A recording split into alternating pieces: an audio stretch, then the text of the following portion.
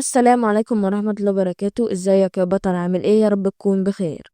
النهاردة هقولك ازاي تبدأ من الصفر وتبقى محترف ويب ديفلوبمنت حتى لو عمرك ما كتبت كود قبل كده.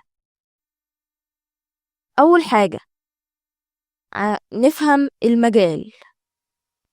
عشان تبقى ويب ديفلوبمنت محترف لازم تبقى تتعلم فرونت اند وباك اند. يلا بينا نقول الفرق بينهم باختصار سريع.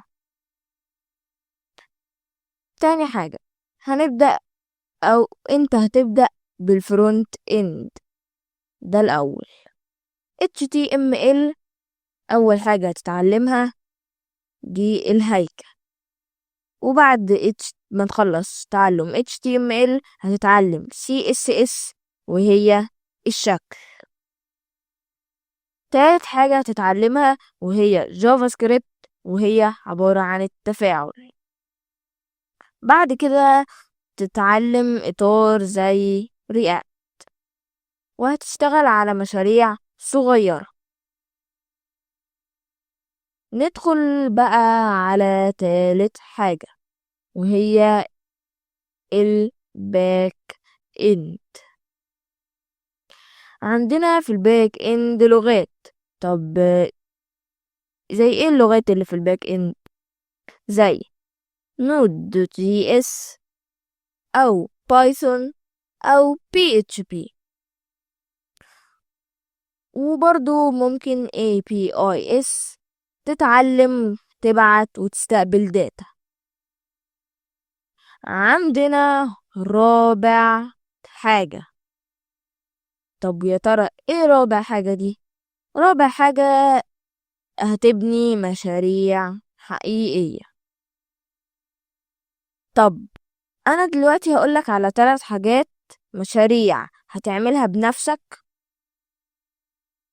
ولو عايز مساعدة طبعا انا موجود. اول حاجة او اول مشروع هتبدأ انك تعمله بنفسك وتشوف الاخطاء وتحاول تصلحها. اول حاجة انا بطلبها منك تعمل صفحة تسجيل دخول. صفحة تسجيل دخول يعني لوج ان ساين اب وساين ان، وان انت تدخل اليوزر نيم او الجيميل وعندك الباسورد وزرار اللوج ان عشان يدخلك على الموقع بتاعك. كده انا شرحت لك كل حاجة هتعملها في صفحة تسجيل الدخول باختصار. طب ايه تاني حاجة انا عايز اطلبها منك؟ برضو مشروع حقيقي.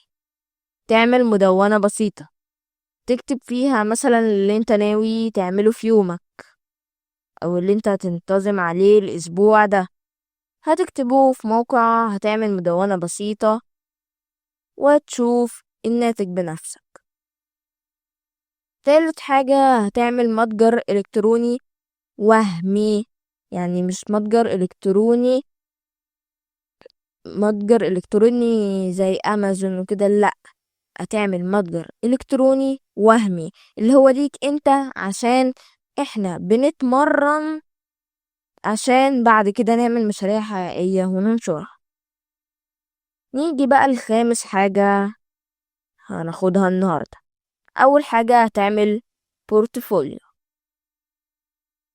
البورتفوليو ده هتقدم فيه نفسك وتكتب معلومات عنك وهتعرض شغلك. يعني ايه؟ يعني انا مثلا زي ما انا قلت لك، طبعا هتكون عملت صفحة تسجيل دخول، مدونة بسيطة، متجر الكتروني وهمي، واكيد مثلا ممكن تكون انت عملت حاجات قبل الحاجات اللي انا قلتها لك.